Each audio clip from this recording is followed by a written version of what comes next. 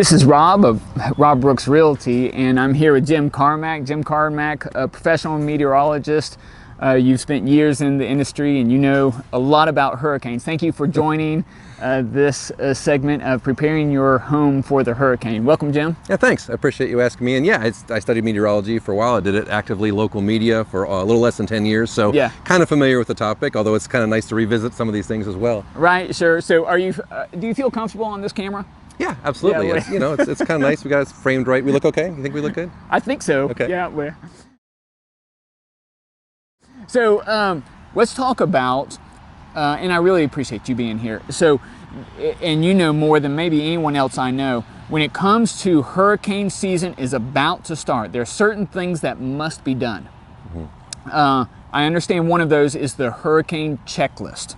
Tell us about that. Well, the reason it's good to have a checklist or some kind of preparation in place is that you get a chance to think of things now or even before hurricanes really start happening, and you can do it calmly. You can do it when you're not scattered at the last minute trying to decide important decisions like, should we evacuate, should we stay, where should we go, which way do we go, how certain are we on this forecast, those kind of questions. So if you can get a resource now and really work through that with your family, or if you're by yourself, and take the time to think, how important is this thing to have? What about that?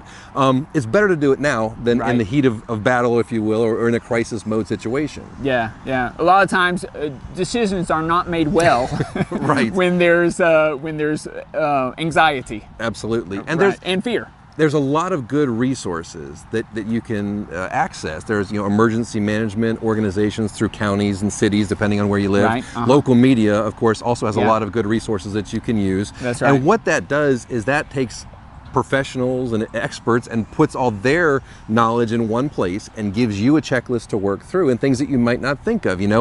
Pet food may come up, but you might not think pet medication. Hey, if we're out of our house for a week or a month or even longer, what do we need to have with us depending on where we're going to be? And it's kind of one of those, it's used a lot, it's said a lot, you've probably heard it a lot, but prepare for the worst and hope for the best. But that's kind of what you're trying to do. You're trying to prepare for every possible scenario, even though we can't know them all, but at least get them all in one place so you can kind of work through the best for you and your family if the worst were to happen. Okay, so it sounds like there's a lot of planning involved. Should this be a written plan or just a well-communicated plan? And who should it, what should be in the plan, and who should it be communicated with? Absolutely. Write this down. Go through a checklist, and that will cover things like I said, medications, food, water. Whenever the hurricane is threatening, everybody runs to the store and they buy out all the shelves of bottled water for 8 years, and then you're out of, there's no bottled water. Well, those kind of things, if you have them ahead of time, go ahead. And candles too. And candles too, right. Candles. And flashlights, So all these things you want to have kind of already ahead of time. We know we need this much. This is a reasonable amount of water. We don't need 8,000 cases in our garage, but we need enough where we can kind of function for a while, should that be the case, if power's out for a couple of days. But you want to have that all in writing. You want to go through a checklist of things that you might not think of: cash on hand, pet issues and food for you that will last, canned food, a can opener, a radio, a non-electric can opener, by the way. All these things that you kind of don't think about until that time, and that's what the checklist is for. You go through and say, that's a great idea, I didn't think about that.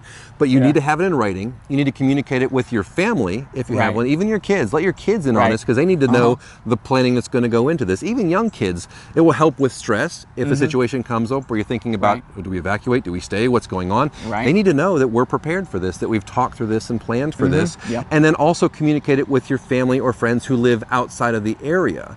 So there's a situation, hey, your family in Ohio knows that this is what's going on, this is what's likely to happen if you can't connect with us for a couple days. We've got this much food. Here's where we're planning to go. If we evacuate, we're going to head west to this hotel in this state, or whatever that case may be. You've got a plan that's communicated well to family and friends so they know, and then also for your family that will be taking with you so they know the situation as well too. So all that prepared, and then there will be something, this is all before the hurricane season starts, and then there needs to be a bag or something, a suitcase, something which will be your go-to when it's time to evacuate or time to hunker down, whatever. So tell us about the evacuation bag, or what do you call it?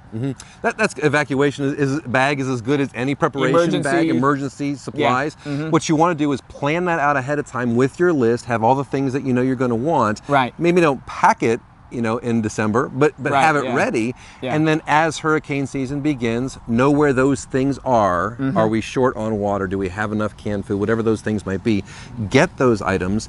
And then, because fortunately we do have enough notification. You know, a lot of people say, well, we didn't know it was coming here.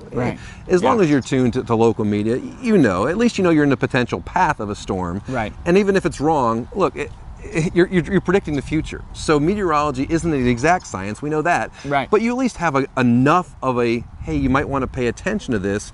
Hey, now it's getting kind of serious. Hey, we really think this is something you really, really need to, and all those are steps where you can get a little more prepared. You can get the bag together. You can get clothes for your family and your kids. You can get the extra baby formula or food that you're going to need. You can know what to do with your pets. Are you going to board them somewhere? Are you going to take them with you? You can start making those decisions and plans so that if we are on a track, even 5 days out, you're making an informed decision, already prepared, so you're not running around at the last minute saying, "Well, where's this? Where's our extra bag? We don't have water." You know, that's not the time to do this. The time is to prepare ahead.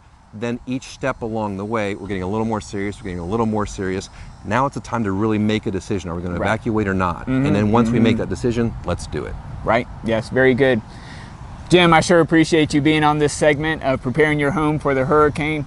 It's our goal to just help people prepare here on the coast, make wise decisions to protect both themselves and their property. Some of the things that you mentioned as far as local government resources we'll have on our website, and maybe even display on the video here as it's displayed to the public. Jim, thank you. My pleasure. Thanks for having me.